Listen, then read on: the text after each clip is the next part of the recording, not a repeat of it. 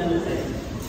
Pasal 1 ayat 10 disebutkan kompetensi adalah perangkat pengetahuan, keterampilan, dan perilaku yang harus dimiliki, dihayati, dan dikuasai oleh guru atau dosen dalam melaksanakan konvensional. Di mana kompetensi ini harus dimiliki oleh guru, oleh dosen, dan atau bukan tindakan tindakan pendidik.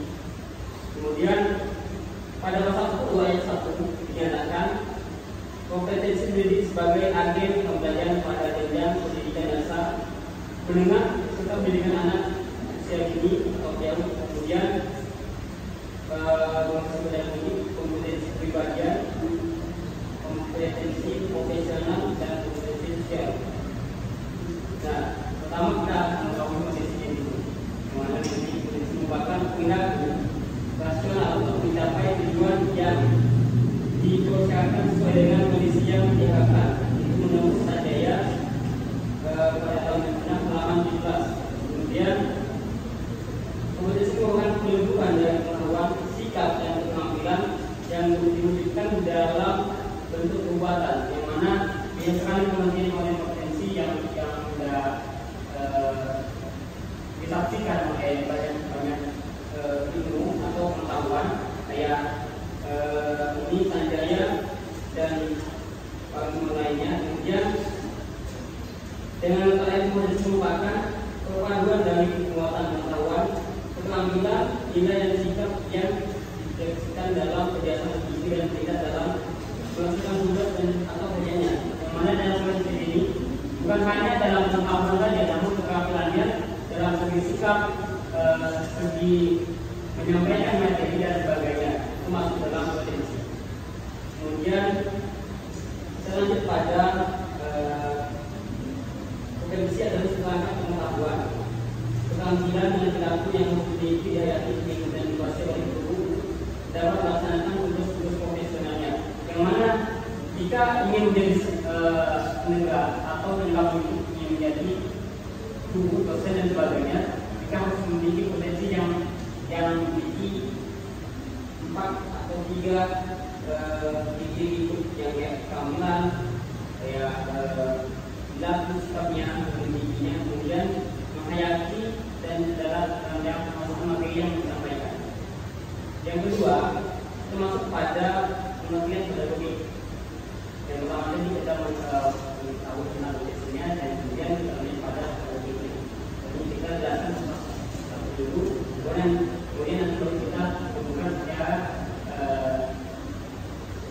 spesifik. Kemudian di sini ada yang namanya pedagogi. Pedagogi adalah bahasa Belanda. Ada yang mana menerima kata pedagogi? Ya. Di sini diambil dari bahasa Belanda yang mana pedagogi, dan dalam bahasa Inggris pedagogi, bahasa dari 2 kata bahasa, yakni dalam bahasa yang dari dulu yaitu pedagogus yang berarti anak, dan agogos yang berarti mengantar, membimbing atau memimpin. Dari 2 kata tersebut terbentuk beberapa istilah yang masing-masing memiliki arti tertentu. Istilah yang dimaksud yakni pedagogos, pedagog, pedagog, atau pedagogu. Itu dalam banyak kemungkinan atau maksudnya dari bahasa Yunani, Belanda, dan sebagainya. Kemudian ada pedagogia, pedagogi, pedagogie, dan pedagogi atau sebagainya. Memiliki arti berkenaan dengan praktek pendidikan anak atau praktek pendidikan anak. Meskipun istilah pedagogi atau pedagogi berkenaan dengan produk pengetahuan ilmiah tentang fenomena praktek pendidikan anak. Praktek kata pedagogi atau pedagogi adalah ilmu pendidik atau mendidik anak atau ilmu pendidikan anak.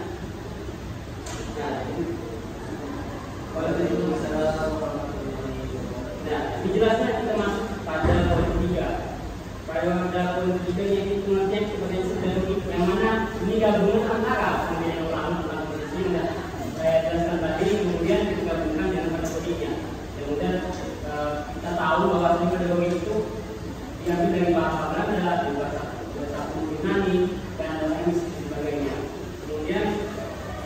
Sini menurut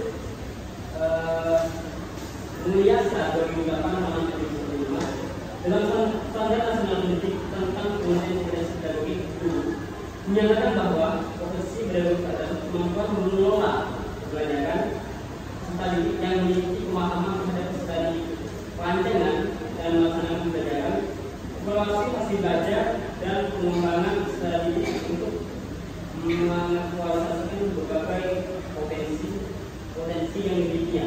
Jadi dalam penelitian menurut Mulyasa 2008 dapat yang saya tahu, saya saksikan sendiri bahwasannya dalam kompetensi pedagogik kita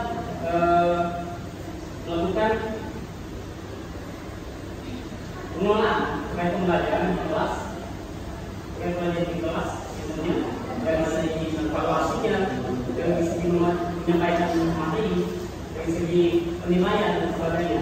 Kemudian kita lanjut kepada Ali Nur mungkin pada tahun 2008 bahwa yang dimaksud dengan kompetensi pedagogik adalah kemampuan pemahaman tentang studi secara mendalam dan penyelenggaraan pembelajaran yang mana dalam kita menjelaskan materi perbedaan dalam segi tempat kelas itu betul dulu dia dipaham gitu. Misalnya dalam perkampungan, pedalaman, perkotaan itu berbeda-beda. Cara kita menyampaikan materinya dan kita menggunakan metode yang harus digunakan.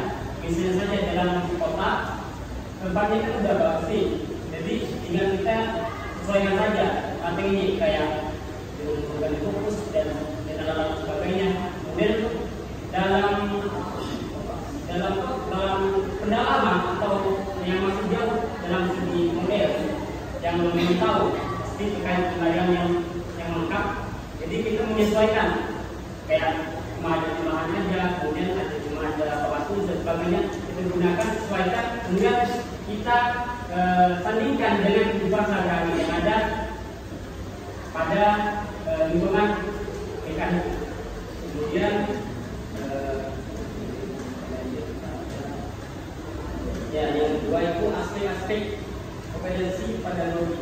Nah, berkaitan dengan kegiatan penilaian kinerja guru terdapat 7 aspek dalam 45 indikator yang terkait dengan kompetensi pedagogik itu. Yang pertama, menguasai karakteristik. Yang sini ada kayak karakteristik fisik, intelektual, sosial, emosional, maupun dan latar belakang sosial budaya. Yang mana dalam sistem pendidikan pendidik itu berbeda-beda. Misalnya saja dia dengan Indah misalnya sistem pengetahuannya itu beda-beda, kayak pemahamannya, kayak sistem pengetahuannya, cara dia memahami penggunaan kalian itu beda-beda. Jadi kita harus menyesuaikan bagaimana dia biar lebih paham daripada tidak. Karena dia cuma menyimak saja, memahami, kemudian sudah paham, tapi dia misalnya saja misalnya saja dia masih kurang paham, masih cuma menunggu atau Pak memahami terkait pembelajarannya, karena contoh-contohnya yang dilakukan kurang, belum paham. Itu bedanya dalam hal ini sistem pendidikan mendidik satuan dengan pendidik yang berbeda-beda. Jadi kan pengetahuannya, segi fisiknya, segi pemahaman dan segi belajar itu berbeda. Kemudian kita lanjut pada aspek yang guru dapat mengindikasikan karakteristik belajar setiap peserta di kelasnya. Yang kedua, memastikan bahwa semua peserta mendapatkan kesempatan yang sama untuk partisipasi aktif dalam kegiatan pembelajaran. Artinya dalam hal segi belajar mengajar itu diharapkan peserta didik aktif, bukan hanya satu orang. Bagaimana dia aktif? Biasanya ada yang namanya diskusi pembagian kelompok. Dia melakukan kelompok, kemudian melakukan pendapatnya dan kelompok-kelompoknya, kemudian dia membaginya di depan yang mematerikannya. Artinya dalam wakil tersebut kelompok-kelompoknya sudah memiliki pendapatnya. Jadi tinggal kita diajarkan di depan ini. Jadi gurunya mendapatkan nilai diskusi dan sebagainya. Kemudian lanjut pada guru mencoba mengetahui penyebab penyimpangan perilaku peserta didik untuk mencegah agar perilaku tersebut tidak merugikan peserta didik lainnya. Nah, yang ini maksudnya adalah biasanya ada yang namanya penyimpangan, kayak pas di kelas ada yang bingung, melakukan hal-hal yang menyimpang, kayak berkelahi dan sebagainya. Di mana kita menguasai kelasnya, pas kita melakukan pembelajaran. Artinya kalau ada hal penyimpangan itu, kita harus menyesuaikannya supaya hal tersebut tidak terulang lagi dan tidak menyebarluaskan terhadap kawan-kawan lain. Kemudian banyak seperti ini. Yang B, menguasai materi belajar dan prinsip-prinsip pembelajaran yang pendidik. Artinya guru harus menguasai teori-teori dan materi yang akan disampaikan pada peserta didiknya. Sini ada 6 poin, kawan-kawan atau kakak-kakak boleh dibaca nanti sambil pemahaman itu bersama. Kemudian yang B, kegiatan pembelajaran yang mendidik. Artinya kegiatan pembelajaran itu harus mendidik. Artinya menyusun dan melaksanakan ajaran pembelajaran yang mendidik secara lengkap. Bagaimana dia mendidik? Bagaimana seorang guru memberikan materi, menyampaikan materi, dan materi yang diserap oleh siapa? Oleh pendidiknya, oleh peserta didiknya, oleh siswanya dan sebagainya. Kemudian yang D, yang F, sini ada pengembangan peserta didik. Mampu menganalisis potensi pembelajaran setiap peserta didik dan menginspirasi pengembangan potensi tertentu peserta didik melalui program pembelajaran yang mendukung, bisa mengaktualisasikan potensi akademik, kepribadian dan kreativitasnya sampai ada bukti jelas bahwa peserta didik mengaktualisasikan potensi mereka. Nah, di sini ada dalam mereka dalam mengaktualisasikan stadinya. Untuk yang G, komunikasi dengan strategi. Artinya dalam pembelajaran orang guru harus menguasai dari segi penyampaiannya, bagaimana dia menyesuaikan di kelas, bagaimana dia menyampaikan materinya, dalam metodenya, dalam menyampaikan tugas-tugasnya, soal-soalnya, dia peserta didiknya mampu menjawab dan menjawab jawabannya. Kemudian lima yang masih banyak lagi, ini ada B, H, penilaian dan evaluasi. Nah, dari segi penilaiannya, seorang guru harus memahaminya, harus mengetahuinya dan evaluasinya untuk kedepannya. Nah, di sini ini ada 5 kawan yang dibagi saja bersama dengan tadi. Namun pada halnya ini terkait penilaian dan evaluasi. Mungkin hanya ini yang dapat saya sampaikan. Baik, pada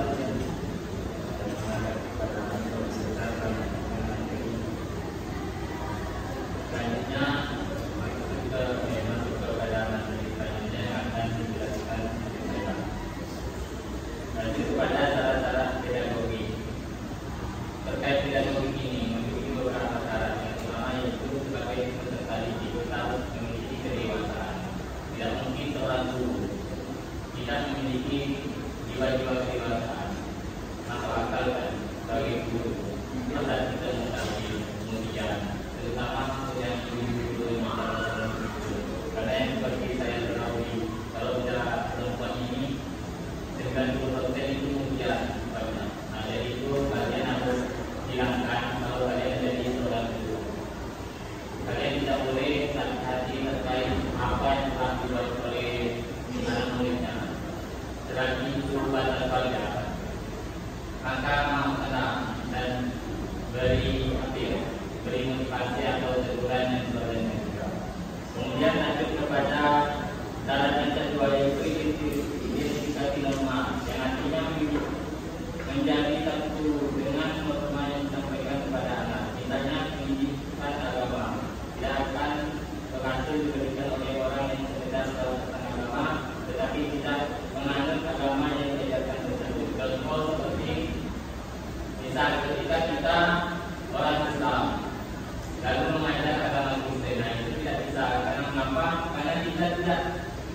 norma tersebut.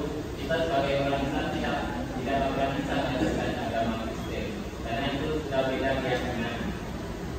Selanjutnya yaitu diindikasikan ada 6. Kita sebagai peserta didik atau guru harus mampu mengidentifikasi apa-apa yang dimiliki oleh anak tersebut, baik sifat, martabatnya. Kita harus mengetahui hal-hal tersebut.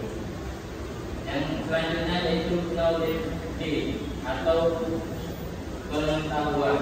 Peserta didik harus memiliki pengetahuan yang lebih luas di dalam terkait pendidikan dan pelajaran yang akan dia sampaikan. Yang kelima yaitu skill. Seorang peserta didik harus memiliki skill dalam mendidik. Tidak akan pendidik, tidak akan berjalan lurus seorang guru ketika dia tidak memiliki skill pendidik. Maka kalian para calon guru ini harus memperdalam skill pendidik, skill untuk menjadi guru. Yang terakhir yaitu ada etikus. Etikus ini merupakan sebuah akhlak yang dimana seperti kita ketahui dalam Islam, Nabi Muhammad diutus ini untuk menyempurnakan akhlak. Maka dari itu kalian sebagai calon guru harus memiliki etikus yang baik, akhlak yang baik. Untuk contoh akhlak yang baik itu tidak perlu ragu dan tidak perlu riba. Tidak ada contohnya yaitu Nabi Muhammad SAW. Begitu sempurna akhlak dari Nabi Muhammad SAW yang harus kita hidup dalam kehidupan sehari-hari maupun dalam mengajar menjadi guru nanti. Selanjutnya kita masuk kepada dimensi kompetensi pedagogi. Dalam Undang-Undang Pasal 28 ayat 3 PP 19 tahun 2005 tentang SMP yang dimaksud dengan kompetensi pedagogi adalah kemampuan mengolah pembelajaran peserta didik yang meliputi satu pemahaman terhadap peserta didik, yaitu pemahaman di sini berupa guru mampu mengetahui dalam kondisi siswa dalam proses pembelajaran sehingga diharapkan dapat tercipta interaksi yang baik antara guru dan peserta didik. Yang kedua yaitu perancangan dan pelaksanaan pembelajaran. Sebagai pendidik atau guru kita harus memiliki rancangan atau biasa disebut dengan RPP. Maka dari itu sebagai pendidik kita harus membuat dulu RPP rancangan pembelajaran agar tujuan pembelajaran kita tercapai dengan baik. Selanjutnya setelah kita melaksanakan rencana pembelajaran tersebut dengan baik, maka kita harus melakukan evaluasi karena kita ini manusia, yaitu manusia tidak luput dari kesalahan dan dosa, dan guru juga manusia. Maka dari itu kita harus melakukan evaluasi dan introspeksi diri terkait kekurangan yang ada pada diri kita ketika kita mengajar di dalam kelas. Selanjutnya yaitu selain evaluasi kita harus ada prediksi depannya agar kita tidak stagnan dalam situ-situ saja. Kita sebagai pendidik harus mampu berpikir maju. Kita tidak boleh mengikuti negara kita itu berkembang. Kita harus lebih maju. Agar mengapa ketika peserta pendidik ini maju, maka insya Allah Indonesia akan maju depannya. Dan yang terakhir yaitu membangun peserta didik untuk mengaktualisasikan berbagai potensi yang dimilikikan. Yaitu kita sebagai pendidik tidak boleh membatasi apa-apa diinginkan dari peserta didik kita. Selagi itu baik, selagi itu tidak bertentangan dengan agama, ayo kita dukung, kita kembangkan juga. Karena mengapa? Karena seorang anak itu akan lebih semangat ketika dia termotivasi atau diberi semangat. Kita tentukan rasa cinta kita kepada peserta didik agar mereka lebih semangat juga untuk belajar dan lebih giat lagi ke depannya. Mungkin hanya itu dari saya. Selanjutnya akan memasuki sesi tanya jawab kepada audiens. Saya persilakan. Saya ingin bertanya. Saya ingin bertanya terkait aspek kompetensi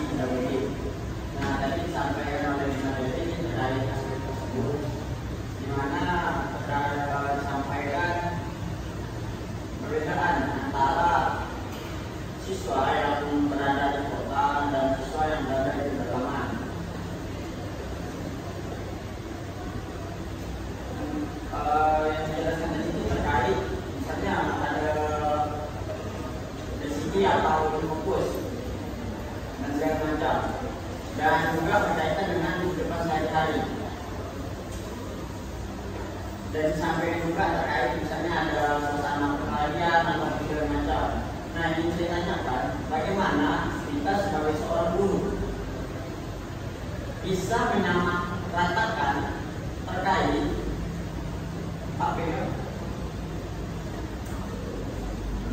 terkait penerimaan siswa dari materi yang kita sampaikan.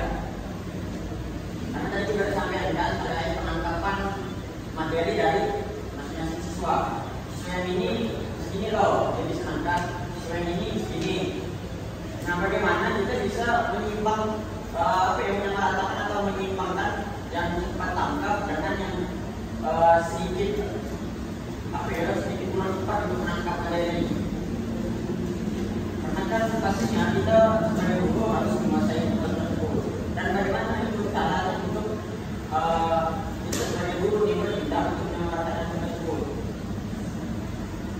Dan tadi juga sampai yang pertanyaan itu. Nah, itu ingin saya pertanyaan juga, bagaimana kita sebagai seorang guru bersikap di saat siswa kita itu berkelahi. Apa kita memarahi mereka atau kita juga membantu mereka untuk menuju macam mana? Kan kita harus menghargai tersebut. Karena dari sekarang di sini kita harus sudah menanamkan terkait sifat keseluruhan kita sebagai seorang pendidik. Sekian, terima kasih.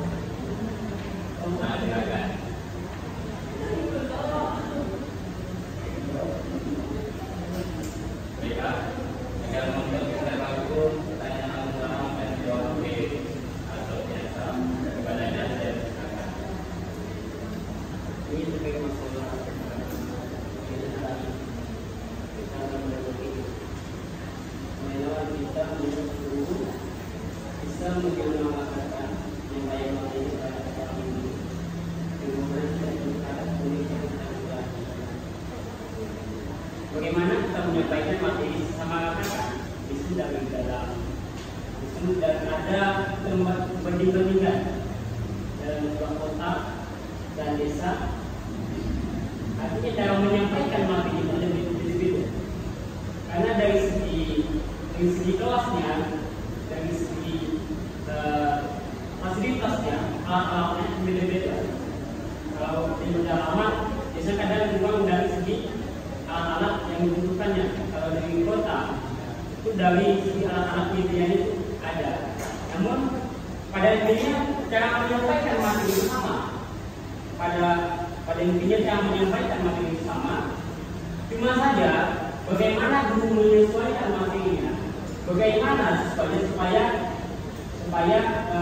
paham terkait materinya yang tidak harus di kota, harus kita bandingkan di kota tuh cara menyampaikan atau begini loh, karena sesuai dengan ada alat-alatnya. Kalau di kota kan lebih ada fokusnya, tidak harus kita terus depan pakai papan tulis, pakai spidol dan sebagainya. Kalau di kampung kan biasa pakai kapo kan. Nah, kalau di dalam sekali masih pakai kapo biasanya. Kalau di kota kan mulai kan dan modern. Kalau di kampung itu masih menggunakan yang biasa kayak papan tulis, namun menggunakan kapo yang biasa digunakan sekali. Namun pada intinya cara menyampaikan matinya sama, cuma perbedaannya cara yang menyampaikan materinya supaya dia menyerap. Kalau menurut saya sendiri, kalau dari segi kelas, dari segi penyampaian dan menghalalkan dari pendidik tentang kota dan desa itu berbeda. Bahwasanya saya tidak dari pas magang dengan pas saya belajar mengajar di sana, saya masih dalam Di badan mana masih biasa saja. Ada yang siswanya gitu, ada siswanya yang langsung paham terkait materinya yang terkait penggunaan, pengulangan, pertanian dan pembagian. Kalau di kota biasanya sistem kayak ini mana dulu? Dan cara berdasarkan sumber sampai materi ya. Jadi sebenarnya pertanyaan saya tidak merujuk terhadap penyamaran penyampaian materi di antara kota dengan desa. Karena kita ketahui itu memang sudah jelas beda. Karena di kota terkait fasilitasnya lebih lengkap daripada yang ada di pedalaman. Dan penyampaian materi yang ada di pedalaman pasti mereka memaksimalkan dengan keseharian mereka. Salah satunya seperti alat-alat tradisional pasti ada yang bawa di dalam penyampaian materinya. Sebenarnya pertanyaan saya itu merujuk kepada penyampaian materi.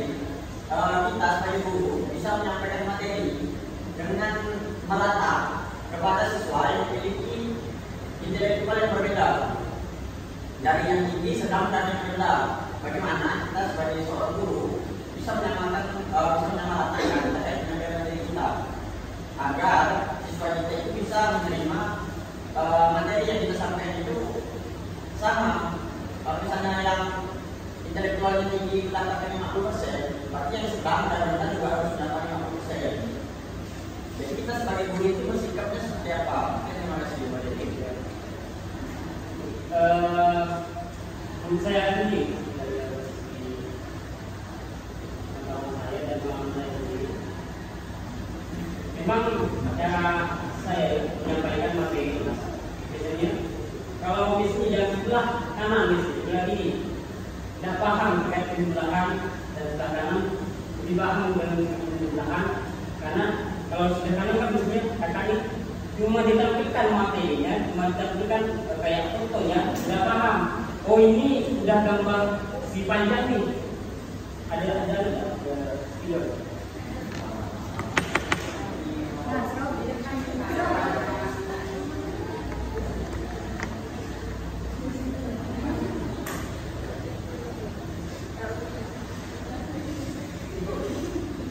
Ini mesti kelompok A nih, kelompok B. Di sini yang kelompok atau ini yang B. Kita temukan pada ini. Kalau yang ini sudah ditampilkan, ini sudah kami. Ini yang berapa? Segi. Biasanya kasih beda. Oh, ini mah gambarnya Pak. Gambarnya itu segi panjang. Segi panjang. Karena haluannya beda. Dia akan beda. Kayak begitu hanya bisa melihat, namun belum bisa memahami. Yang sebelah kiri udah bisa melihat, namun bisa udah memahami. Walaupun tidak ada kayak kalau sini kan sistemnya sama-sama kan. Kalau ini dua, ini dua, ini dua, ini dua. Nah, sudah paham kalau sebelah kiri. Kalau sebelah kanan, masih belum paham. Ini dia bagus panjang Pak. Kok bisa? Karena untuk TKS panjang masih nyimbang, bingung. Karena cuma tahu, masih melihat, namun belum memahami, belum tahu. Jadi kita lebih jelasnya, oh ini segi loh, karena ini sama, ini sama, ini sama, ini sama, ini sama, ini sama. Kalau misalnya di sini dua, ada yang bisa bilang ini. Di sini dua, di sini pasti dua. Nah, perlu dijelaskan lagi. Dijelas lagi yang sekarang misalnya, kelompok B-nya dijelas lagi. Kalau di sini dua, karena segi di sini juga dua sama. Dua jadinya. Kalau di sini kan tidak boleh tulis ini. Dua ini tidak boleh tulis, makanya boleh tulis dia paham. Kalau di sini ini satu, pasti satu semua sekali. Kalau sebelah kanan ini tidak berapa Pak. Supaya jago atau putus atau kalau kan pemahaman berbeda. Pemahaman berbeda. Dari sini kalau udah oleh pertama ini beda. Jadi saya tangkapnya dari kelas A dengan B beda. Kalau kelas A langsung nangkap dengan segi gambar dan pemahamannya. Belum dijelaskan, udah tahu, udah paham. Kalau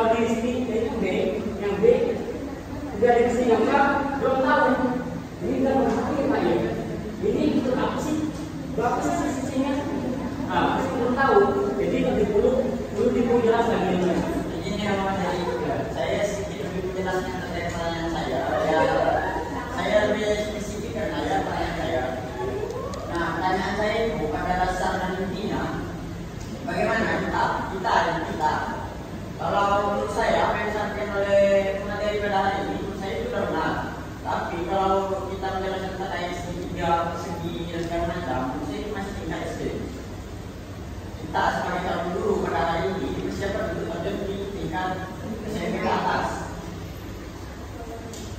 Mungkin tidak perlu disampaikan terkait materi, tapi yang saya inginkan bagaimana kita bersikap sebagai seorang guru untuk menyampaikan materi agar siswa kita itu bisa menerima dengan intelektual yang berbeda. Tapi semua peserta ataupun semua siswa itu menangkap terkait materi yang disampaikan. Misalnya kita menyampaikan terkait geometri, bagaimana nih yang intelektualnya tinggi, intelektualnya sedang dan rendah itu bisa menerima terkait penyampaian materi kita berkaitan dengan geometri.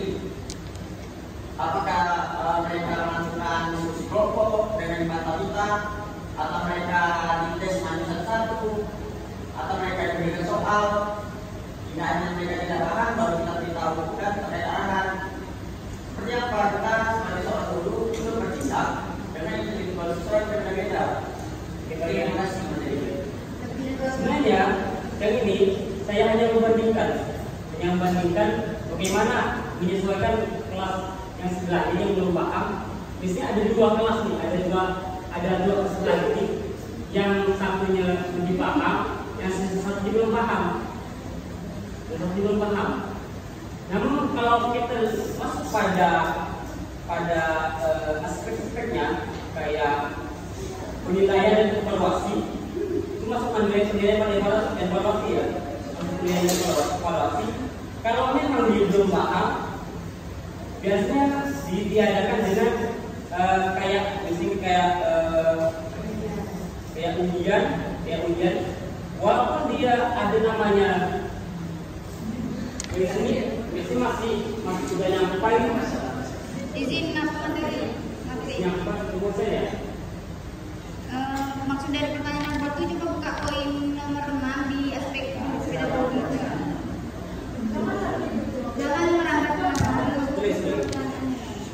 Jadi udah nyampe 20% dan di sini masih nyampe 40%. Biasanya yang ini biasanya kalau udah ujian itu biasanya diadakan ideal, ada yang disuruh mampu, ada yang disuruh kamu perlu dipelajari lagi seperti ini, biar nilainya tuntas, biar biasa lah sama jadi mungkin lain konsep. Sekarang ini ada kelompok A dan kelompok B. Yang kelompok A pencapaian nilai dia itu sampai 50%, dan yang kelompok B ini di bawahnya kan. Nah, maksud akbar nih biar cara kita menyikapi itu biar dia itu pencapaian yang sama sebelum itu ujikan gitu. Biar setara knowledge dia biar bisa sama cemburan dulu. Cara kita sebagai guru. Oke, mungkin kalau kawan-kawan punya lebih dan jawaban saya mungkin karena hanya itu saja jawaban saya pembelajarannya. Tapi kalau kawan-kawan ingin lebih, ingin tahu lebih pasti, kawan-kawan lebih menyampaikan mungkin kawan-kawan yang lain lebih paham terkait apa yang disampaikan tadi. Jadi kawan-kawan tadi ada yang boleh menyampaikan Yang menyikapi Mungkin bisa jadi cara itu dengan jaga satu siswa yang pengetahuannya kurang, terus bilangnya ada yang belum paham, terus baru diajar tapi diajarkan lagi gitu biar lebih paham mungkin. Mungkin kadang sesuatu kurang paham kalau misalnya dijelaskan langsung gitu, rasanya ada yang belum paham sama saya.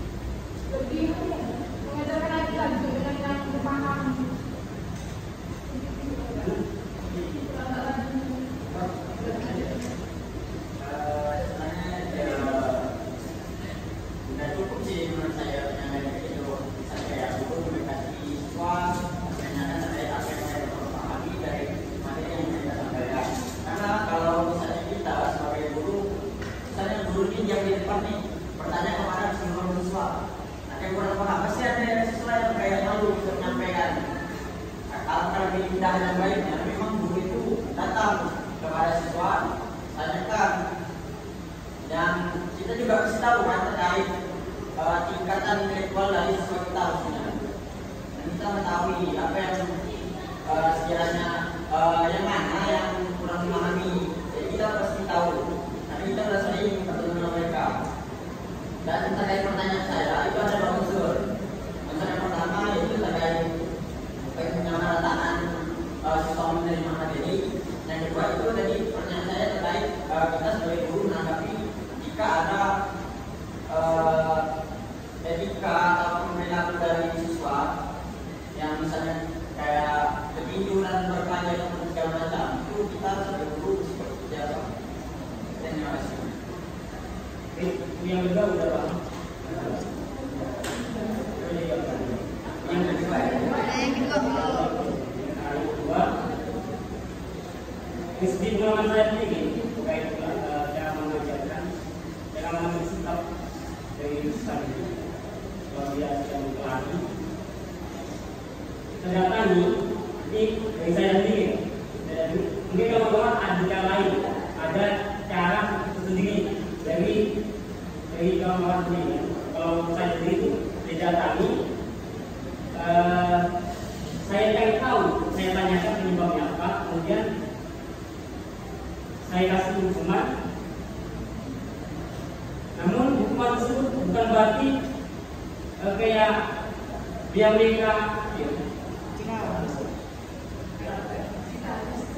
siksa dan sebagainya, tidak. Namun pada hakikatnya hukuman tersebut berguna dan membuat mereka juga dan tidak akan mengulangi lagi. Jadi sengaja ya, misalnya semangat. Ini biasanya bukan lagi. Tunjukkan dan menunjukkan biasanya saya datangi, kemudian saya tanyakan ini kenapa bisa berkelahi. Satunya karena mengambil ceboknya atau selingkuh. Misalnya selingkuh dengan si dia lah misalnya. Apa misalnya kalau yang misalnya bang ya? Kalau misalnya apa misalnya?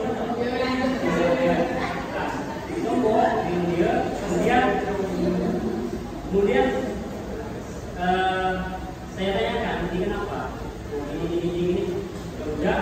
Kemudian ya keluar dulu, kita kasih penjelasan. Kasih penjelasan. Kalau di kelas, kalau memang ada kayak masalah masing-masing siswa, dilakukan atau diselesaikan dengan baik. Kalau memang masalahnya terkait selingkuhan dan sebagainya. Yang kedua,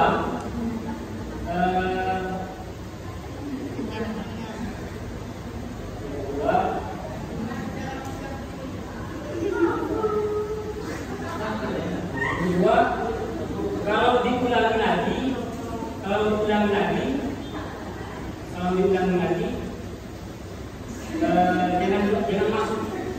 masuk lagi ini.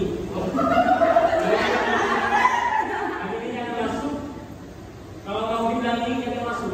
Kita beri penjelasan, supaya sesuai tidak ulangi lagi. Kalau diulangi lagi, ya kita beri hukuman nih ya. Kamu kalau ulangi lagi, saya kasih skema atau sebelum SP2 atau SP3 dan sebagainya, supaya bukan alasan kayak biar mereka itu takut ada sebagainya, tidak. Biar mereka gila dan mengulangi lagi. Mungkin ini yang jadi kan sebelumnya kan ada disampaikan jika mereka mengulangi kesalahan yang sama dia akan diperintahkan untuk tidak masuk sekolah pada hari itu. Apabila mendapati siswa yang berpikiran mending aku nggak sekolah aja lah, bikin masalah aja daripada aku sekolah. Terus bagaimana cara kita menanggapi siswa yang seperti itu? Jadi itu kembali. Sebelumnya pemateri, sedikit saran dari saya, jika pemateri menanggapi sebuah pertanyaan, jangan pernah ataupun sedikit kesulitan mengurangi terkait penimbulan masalah baru. Karena dari yang materi sampaikan pada hari ini, yang saya pertanyaan kita bersikap sebagai seorang guru jika terdapat kejadian seperti siswa berkelahi. Namun di sini materi menyampaikan kita harus menyampaikan nasihat dan segala macam, ya oke. Dan tadi juga disampaikan terkait sanksi untuk mereka. Sanksinya seperti apa? Yang tidak merugikan mereka, tidak menyiksa mereka, tapi malah bermanfaat untuk mereka. Dan tadi juga penimbulan permasalahan baru yang ditanya oleh saudari kita tadi. Jadi yang disampaikan materi itu malahan menimbulkan dua pertanyaan baru. Yang seharusnya satu pertanyaan clear untuk dijawab, tapi ternyata menimbulkan masalah baru. Dan yang masih saya jawab saja. Mungkin saya harap kawan-kawan yang bertanya di sini, saudara Iqbal, lebih paham pakai pertanyaannya. Namun dia mengambil kayak menjatuhkan saya di depan. Jadi kalau memang sudah paham terkait udah paham terkait pertanyaannya, yang gini, kalau bisa udahlah jelaskan udah paham. Tapi ini kayak semacam jatuhkan saja. Lebih baiknya itu kalau orang nanya kan, meskipun kita tahu tuh, itu ditanyakan lagi biar yang nggak tahu tuh jadi tahu, bukan malah menjatuhkan diri pemateri. Tapi pertanyaan itu biar yang nggak tahu jadi tahu, dan yang udah tahu lebih tahu, bukan malah menjatuhkan pemateri gitu. Maksudnya yang nanya tuh bukan malah menjatuhkan pemateri. Soalnya Akbar itu memang mau menjatuhkan, cuma kita mau tahu kalau materi kan ini itu kan mau berarti menjatuhkan dari dia tahu. Ya ini kan nanti ini kan yang pematerinya kan ada dua orang, mungkin rekannya bisa membantu daripada kan di sini kan karena pertanyaannya asal dari tadi, jadi aku rasa aja kalau kalian itu tidak rekannya bisa membantu asal untuk menjawab. Sebenarnya kawan-kawan punya perspektif masing-masing. Kawan-kawan punya perspektif masing-masing yang menyampaikan tanggapannya. Namun pada intinya saya harap kawan-kawan bukan hanya menunjukkan dan itu pada artian itu salah. Saya harap kawan-kawan dalam diskusi hari ini kawan-kawan harus memikir perspektif luas. Oh ya kawan-kawan yang ini kakak ini pemahamannya cara dia memberikan pemahaman yang jelas. Saya harap kawan-kawan yang di sini juga menyampaikan lebih jelas lagi. Artinya bukan tak menunjukkan satu orang saja. Nanti kawan-kawan yang sebelahnya sampaikan sangannya, oh begini loh bang, ini bukan bisnis saya menyampaikan. Jadi kawan saya jelaskan uang apa gitu. Saya kan indah menyampaikan, ini loh bang, bang gitu. Ini loh, gini, oh iya ya. Oh yang satunya nyampaikan lagi, yang satunya, oh gini kak, bicara segini nih, menurut saya gini udah. Jadi kalau hanya bang angkotnya atau saya sendiri yang di sini yang kayak ini biar menyampaikan terkait mati ini dan segala macam, saya harap kawan-kawan juga di sini belakang. Nah, ketika aku kan di sini juga. Jadi biar pikirnya itu biar luas. Mungkin saja. Materi saya tidak memojokkan siapapun di sini pada hari ini. Karena tujuan dari pertanyaan saya, yang mungkin memang saya ada jalan keluar dari pertanyaan saya. Tetapi dengannya kita sebagai manusia, kita juga adalah hidup sosial. Jadi saya juga ingin mendengarkan pendapat dari pemateri seperti apa. Dan jika pemateri sudah menyampaikan pendapat, mungkin kawan-kawan yang di sini juga akan menyampaikan terkait pendapat mereka. Karena jika memang saya sudah mempunyai jalan keluar, saya belum merasa jalan keluar saya itu adalah jalan yang paling benar. Bisa jadi penyampaian dari pemateri atau kawan-kawan itu bisa tingkatannya lebih atas daripada pemikiran saya pada jalan keluar. Itu sebabnya saya menanyakan terkait pertanyaan. Karena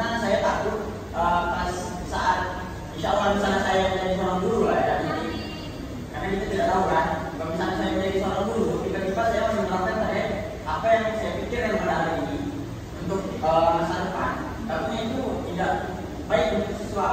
Jadi sebenarnya saya juga menunjukkan saran-saran dari kawan-kawan, termasuk juga materi. Saya tidak menunjukkan, tapi saya ingin mendengarkan terkait pemikiran masing-masing dari kawan-kawan di sini. Itulah tujuan kita mengapa mengadakan diskusi, bukan berencana untuk memojokkan ataupun ada orang yang lebih paham, tidak. Tapi disitulah kita ingin melihat terkait penyampaian dan kita bisa menyimpulkan penyampaian itu untuk jalan keluar terbaiknya seperti apa. Karena ada hal baik, tetapi ada hal yang terbaik dari hal yang baik. Ya, terima kasih. Masuk kemarin.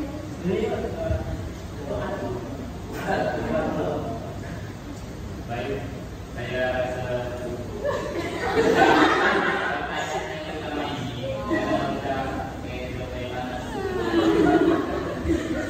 jadi saya lanjut mungkin dari mungkin sekalian ada yang ingin bertanya lagi saya berkata karena ada orang berkata lalu bertanya saja tapi kalian sebagai seorang guru lalu bertanya tidak tahu apa di lapangan yang lalu juga kalian sendiri juga dan lainnya. Mungkin dari audiens ingin bertanya. Ya, terima kasih.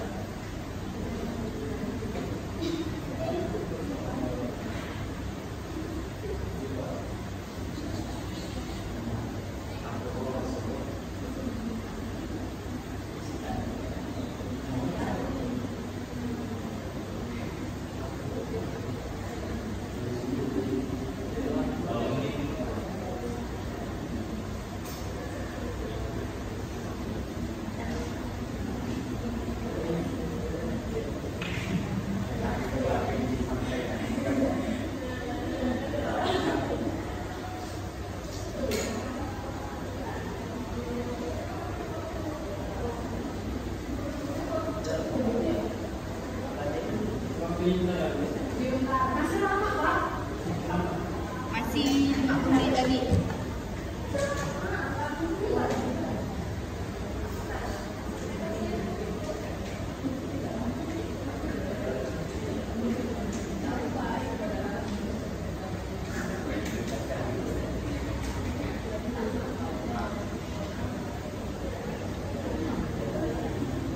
Saya tanyakan sekali. Ya, silakan.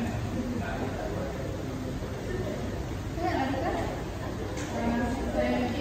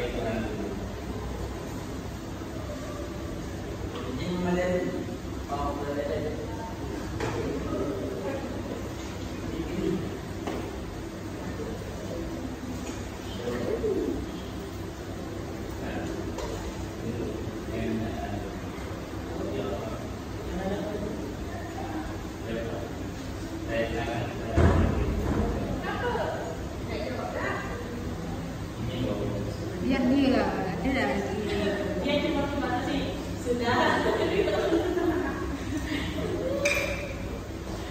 ada ya Pak di sini. Untuk menguasai teknologi dan cara mengaplikasikannya, pertama kita harus menguasai karakteristik tadi politiknya. Kemudian ini ada aspek-aspeknya. Aspeknya yang pertama, guru dapat mengidentifikasi karakteristik dalam setiap peserta di kelasnya yang utama. Sampai kelima, kemudian kita harus menguasai teori belajar dan disiplin pembelajaran secara mendidik. Aspek-aspek yang ada 6. Boleh dibaca lagi ya. Tapi tadi kan dalam dan memang bicara pribadi bukan dari apa ya? Menurut kalian gitu, bukan dari materi atau dari pendapat orang. Kita mempunyai teori dan pegangan. Iya, kita nggak itu punya teori, tapi kita juga punya pendapat sendiri. Soalnya saya kan sebagai materi yang menyampaikan saja sesuai dengan panduan saya.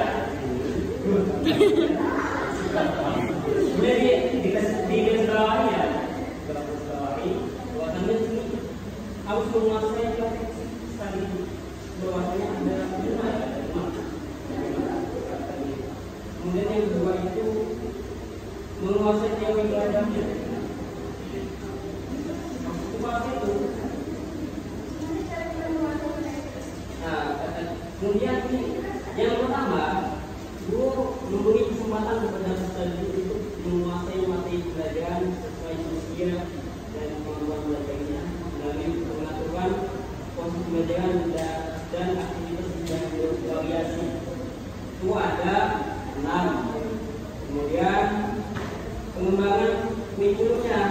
Nah, pengembangan kurikulumnya pakai yang apa? Bisa pakai yang ramai, pakai yang berkelas atau yang kurikulum itu yang mereka itu boleh juga. Kemudian untuk yang kegiatan pembelajaran yang mungkin di sini aspek-aspeknya harus yang terkawin sama melaksanakan aktivitas pelajaran sesuai dengan rancangan yang disusun LPP. Kemudian di sini ada pengembangan potensi peserta didik itu ada 7 biasanya. Boleh dibaca lagi ya. Dibaca aja di situ ada semuanya. Jadi jangan dalam kata lain janganlah kayak apa.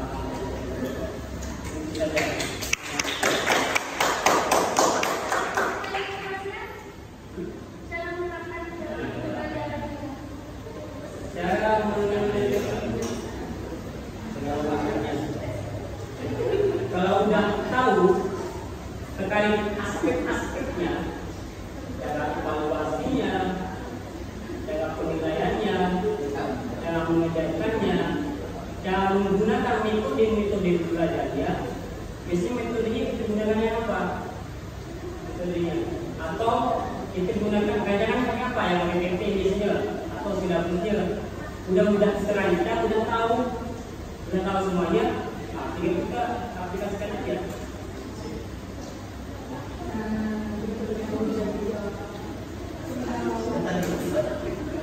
Mungkin hanya itu saja dengan saya. Baik, kalau ini terkata luas terkait jawaban dari materi.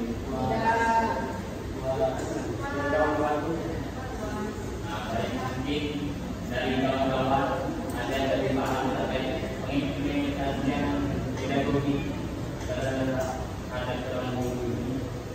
Boleh saya berikan. Ya mungkin kembali mendengarkan boleh.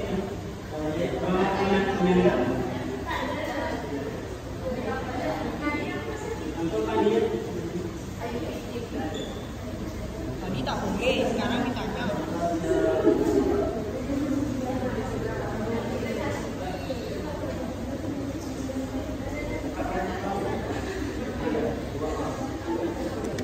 Waktunya tinggal 25 menit. pertanyaan yang Satu pertanyaan lagi mungkin ya 25 menit